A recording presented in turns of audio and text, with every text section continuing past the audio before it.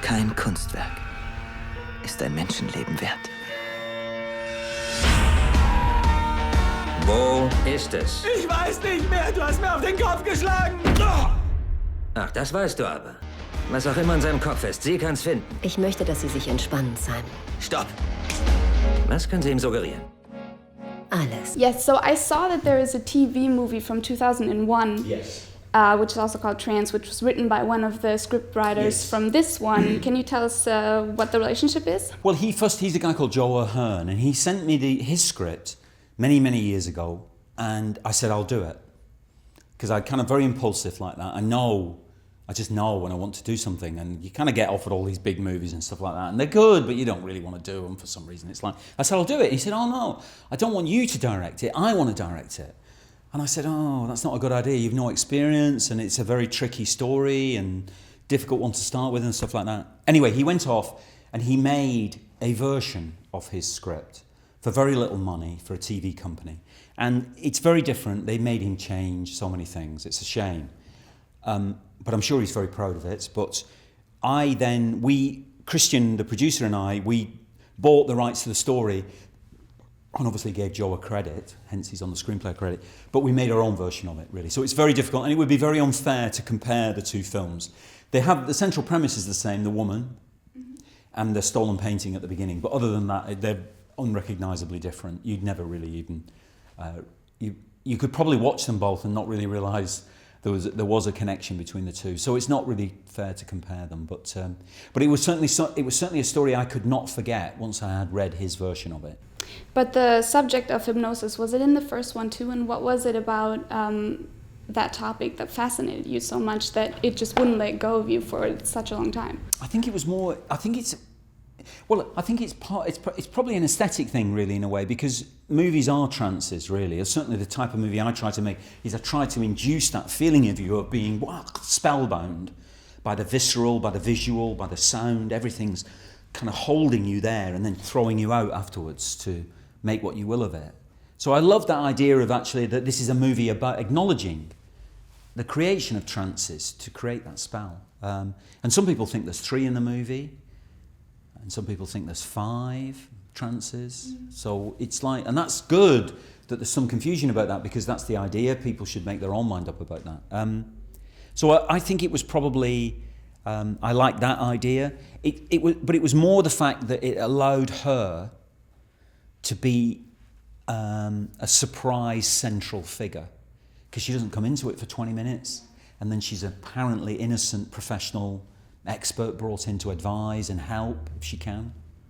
And then she begins to resemble a femme fatale in that kind of slightly classic, exploitative way that she manipulates men. But she's no icy blonde, because it kind of changes it a bit. There's real damage and pain in her story, and her victory in the end is actually a noble thing, actually. And it's not to do with monetarising the painting.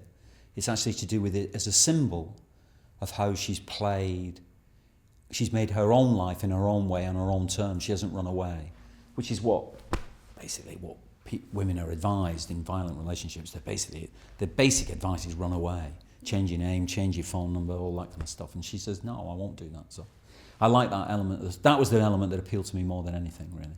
Well, I really, really loved her character, because she's such a strong woman, and she's so powerful, and she just absolutely refuses to become a victim.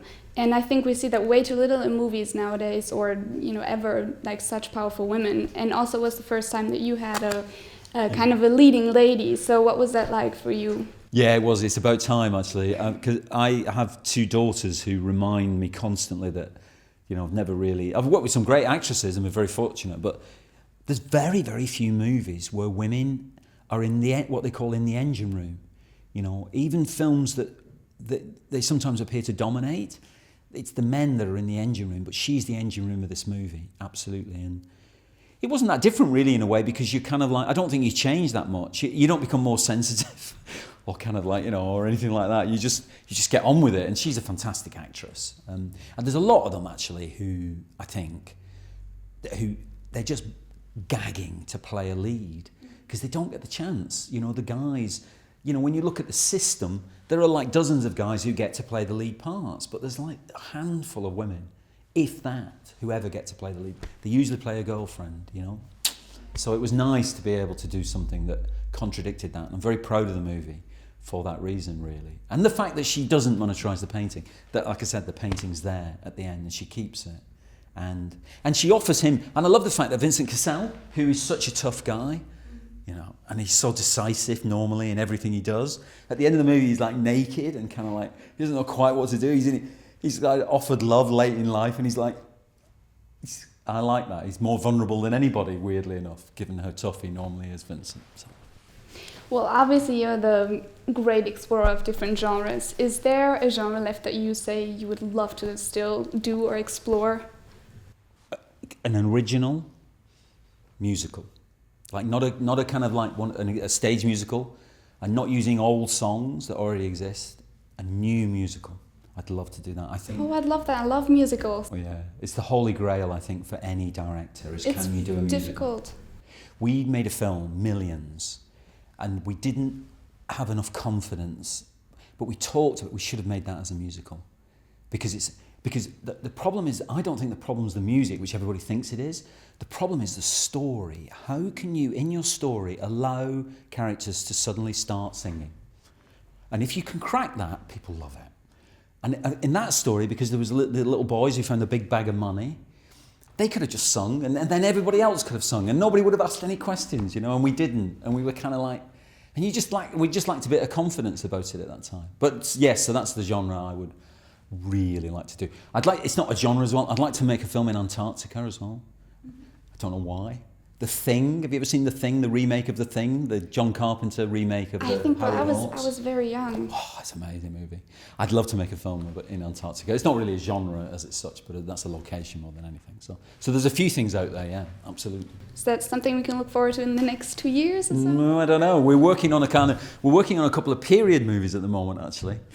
Yeah, like serious period movies. Like, I don't know why we're doing that, but that's what's kind of obsessing at the moment. And we are going to we're eventually going to make a sequel to Trainspotting, but a sequel that's about time passing. Because it's like by the time we make it, it'd be 20 years after the first one, and it'd be the same actors playing the same characters in the same time. So it'll be about time passing. Well, that's great. I love Hugh McGregor, so. Yeah. So.